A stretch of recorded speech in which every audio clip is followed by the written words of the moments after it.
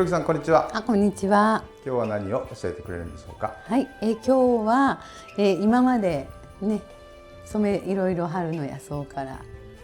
春からね染めたいろんなものをご紹介したいと思います。よろしくお願いします。よろしくお願いします。染め上がった時点まではね見ていただきましたけど、乾いてからどんどん変化していくんです。いろいろこう寝かせてる間に、っていうのでちょっと見ていただこうと思いまして、はい、こちらが前回見ていただきましたカラスのエンドウです。はい。ちょっと若草色というかうぐいす色に上がってきまして、ちょっとね春に爽やかな感じに仕上がりました。はい。カラスのエンドウ、春の野草の中のね結構代表的というかな、結構皆さん目にしてね、食用とかもこの間お伝えしましたけど、土がねとっても状態がいいっていうところに生えますので、またその刈り取られた後もまたこう混ぜ込んでいただくとより土がふかふかになって次のね野草たちが生えやすいと言われてる野草ですね。はい。春の野草はどっちかというとデトックスっていうか、溜め込んだ疲れを出すっていうことだったり、癒しですよね。リラックス、はい、力が抜けてとってもこう緩んでいくっていう働きをしてくれます。はい、春色ですよね。春色ですね。でも初夏でもいけそうね、初夏のような、って感じになりました。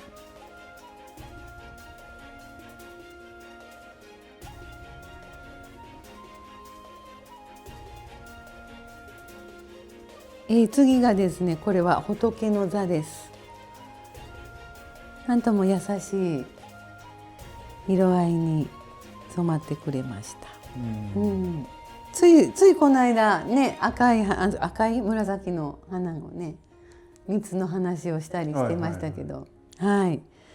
っという間に春が過ぎてこんな形で残ってくれるとね、またこう思い出しますよね。本当に春の始まりに、顔を出してくれる野草ですよね。はい。こんな形で、はい、仕上がりました。仏さんですか。仏様ね、なんかこう癒されますね。守ってくれるんじゃないですか。そうですね。もう本当にみんなお守りみたいな感じでね、思っていただいて身にまとうことで、はい。仏様でございます。やっぱりいろいろ浄化ですよね。その春の野草ということで、他にもいろいろ細かいことはいっぱいいろいろ成長作用とかね、いろんな効能はねぶわーってあるんですけど、それぞれもう今いろんなのに出てますので、インターネットなんかにね見ていただくと、わすごいって皆さん言われます。なのでぜひ見てみてくださ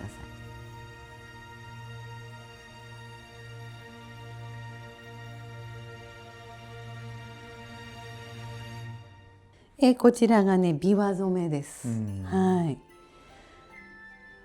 なんか春に春というか冬ですよね。冬に染めてからちょっと色合いが濃く上がってきてます。寝かせてる間にやっぱりこうやってして変化していきますので、すごくまたそれもね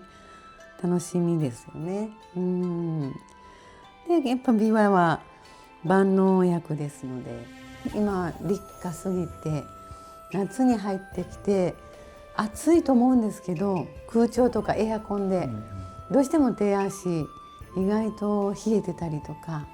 ちょっとお腹壊したりとかねある時にやっぱりこういう琵琶とかいろいろこう手首足首を保護してあげることで、またこう体中温まっ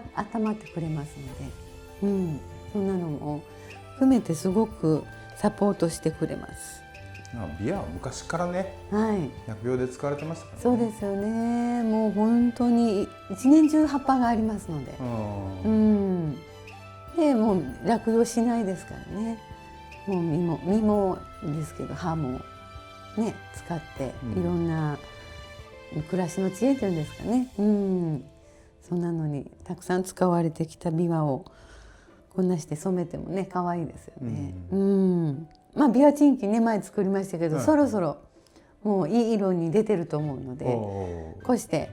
で虫刺されとかいろんな、夏風邪とかでもいろいろ使えますので、ぜひぜひ、はい、またねお伝えできたら嬉しいですけど、はい。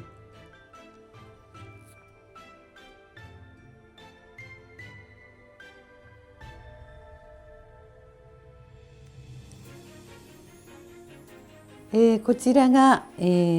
もぎです。はい。なんかちょっとこう青みがかったというか、ちょっと緑がかったね仕上がりになってます。まあグレーっぽく見えますけど、明るいですよね。ちょっとこう青みが入って、ね、よもぎはもう今からどんどんエネルギーがたっぷりこうぐんぐん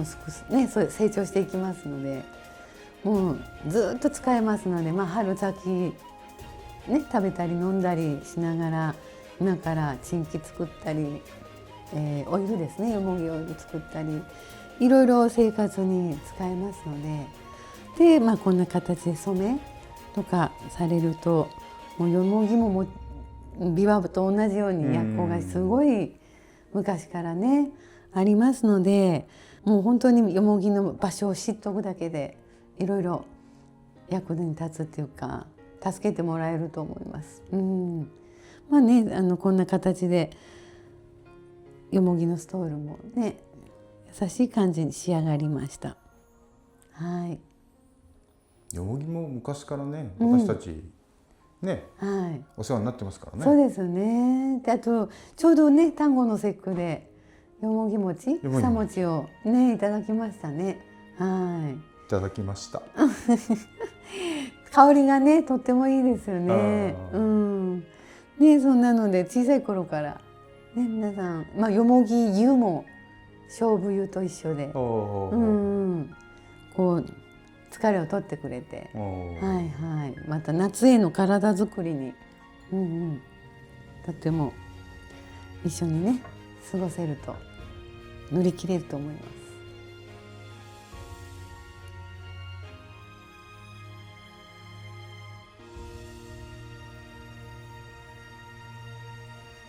次がこちらはですね茜で染めてます。はい、茜ってね結構皆さん茜色の夕日とかっていう言葉はね聞いてますけど、赤い根っこのある植物野草なんですね。結構山手の方とか、まあ、山手じゃなくてもちょっと気温の低めの、ちょっと湿気があるところに群生してるんですけど、その根っこを掘ってでそれで煎じて赤を染めるんですけど、でこちらはでもその茜の染めの後に鉄で焙煎しているのでちょっとこう小豆っぽい色、なってますよね。ちょっと落ち着いた感じではありますけれども、ね、なんか面白いですよねこことこう色合いが。まあ茜は女性のね巡りを良くするっていうか血の循環とかっていうので漢方とかでもね使われているみたいですので、真っ赤でもすごく綺麗です。でも今回はあえてちょっと、薄めのこれから使いやすい感じかなっていう、染まってます。茜も歴史あるんですよね。そうですよね。多分平安時代とか、あの時代とかの和歌とかにも読まれてたり、で日本の日の丸も茜で染めてたっていう。まあでもねとっても大事にされてるね染料ではありますよね。でも本当に普通にどこでもありますので。葉っぱの形が特徴的ですので、それで見分けて夏の終わりぐらいに採取したりしますけど、じゃあぜひ今度撮影をよろしくお願いします。お願いします。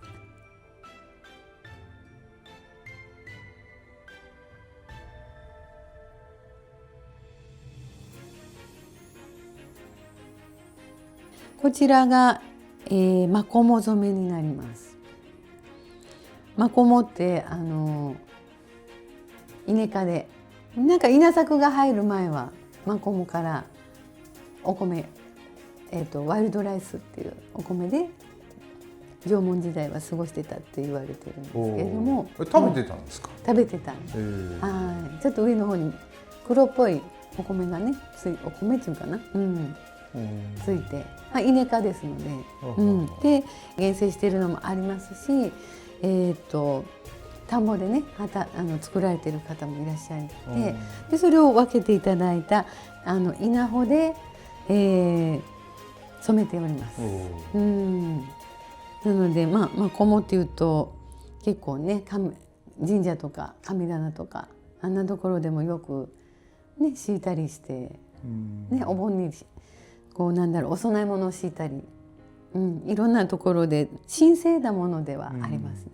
もちろんいろんな意味で浄化とか守ってくれる感じがしますね。宮崎で一生懸命育ててくださってる方がいらっしゃるので、はい、そこから分けていただいてます。香りもねすごい稲のちょっとこうホッとするようなね。葉っぱで染めた葉っぱですね。はい。もう刈り取りの時期に今はマコモだけっていうタケノコみたいなねあれを収穫された後の葉が残りますので。それでしめ縄をね作られたりもされますし、いろいろね使われる道があるんですけど、使われないものを分けていただいてそれで染めて、お茶にしたりマコモ茶にしたりマコモオイルにしたりいろいろ使わせていただいてます。河原こう蛇行した小川の脇に原種のマコモが生えてるんですよ。自生してるんでしょ？自生してるんです。やっぱ蛇行してるじゃないですか。それがすごいなんとも言えない昔の風景がまだ残ってまして、でそこに藻がいっぱいバイカモとかわかりますか？梅の花みたいな藻ですね。あれがもう元気よく咲いてます。素晴らしいところがね宮崎にありますので。そこでできたもので染めた。そうです。はい。でも本当にね、場の浄化とか体の浄化とかね、いろいろ皆さん来られる方にはお渡しして、はい。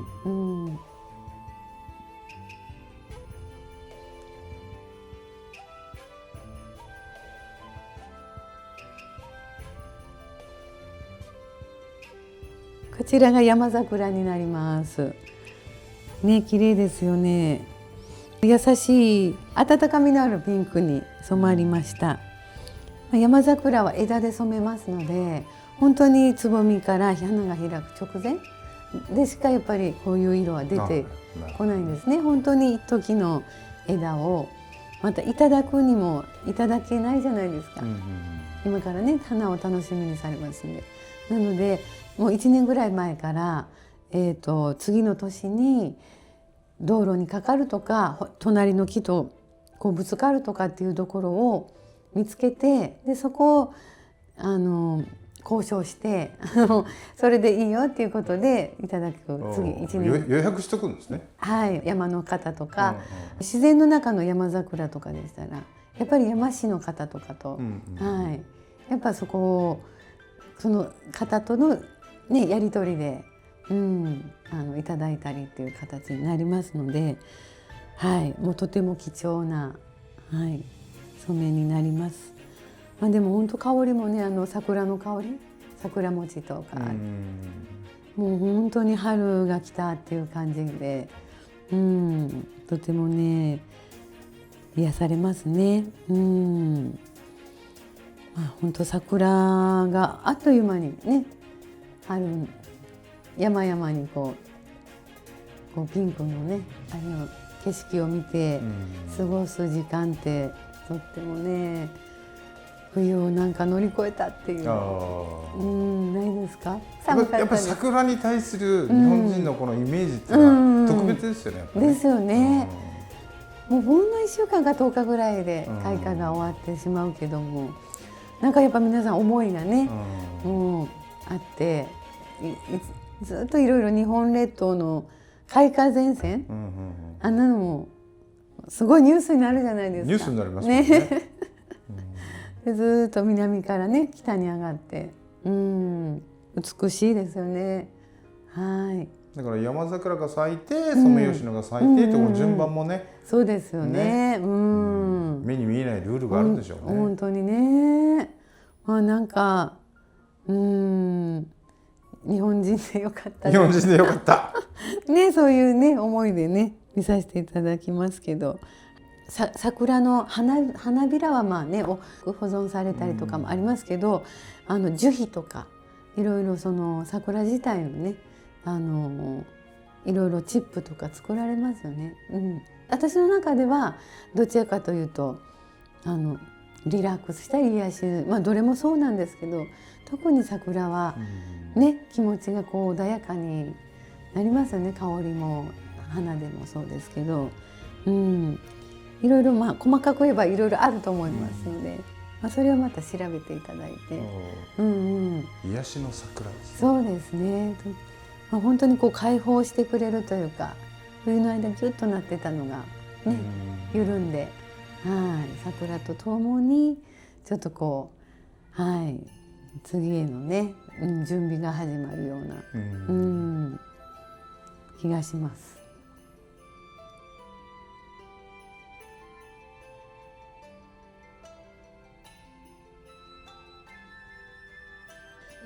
今ねこうご紹介させていただきましたストールが、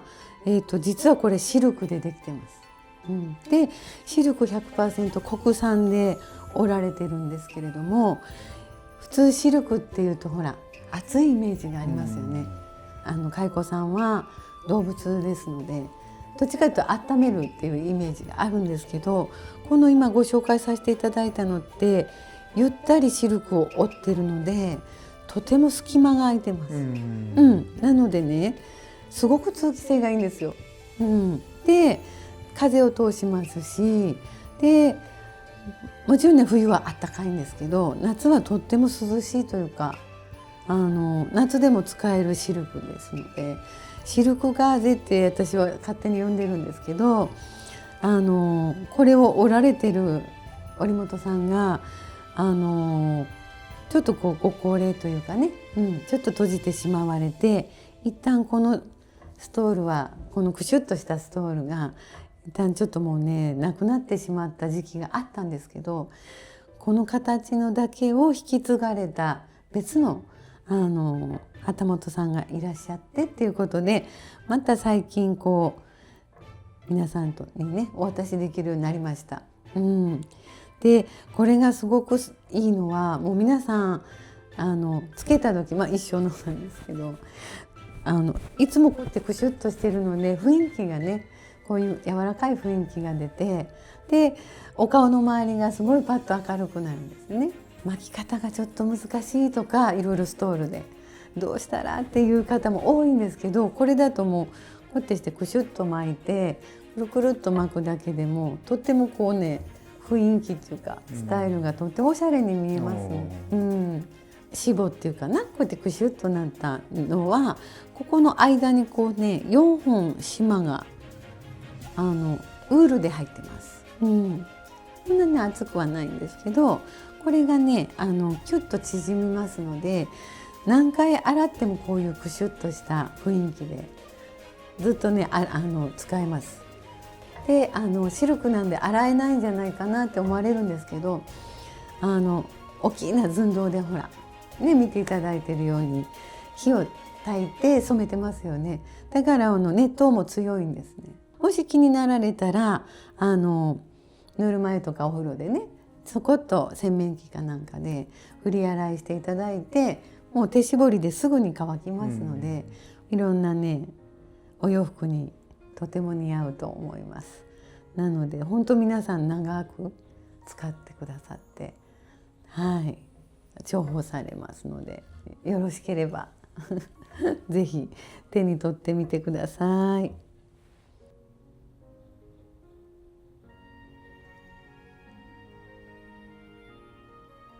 じゃあ黒木さん質問です。服用、前から聞いてるんですけど、私最初に聞いた時びっくりしたんですけど、その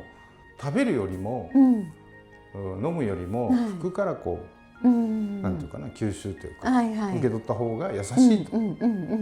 その染めの極意ですよね。そこら辺をちょっとですよね。私もね不思議だなと思って、いろいろ調べさせてもらって、でそしたらね中国の方の、古文書っていうか、まあどこの服用っていう語源みたいなので、やっぱり服に転写して植物のそういういろんなエキスというか効能ですよね、転写して皮膚から取るっていうことから服用っていうふうに書かれてるこういう文章もあるっていうことで、なので私の中ではなるほど、胃を通したりなんだろう、直接ね飲んだり食べたりっていうとどうしてもお腹を壊したりとか、効果は早いかもしれないですけど効能の反対のやっぱり副反応みたいなのが多分大きく出て、昔の人は特に命がけで薬草とか、利用されてたと思うんですよね。ただやっぱりそれを長い目でね長期的にこう皮膚から入れるっていうことで予防されたり、もう長期のやっぱり、お手当でずっとそういう形で置物とかいろんな湿布とかで使われてきたっていうこともやっぱり出てますので、ある意味こういうふうに薬草をね使ってこういうふうに身にまとえるっていうのは一つの服用でもあり、それこそ神社のね宮司さんが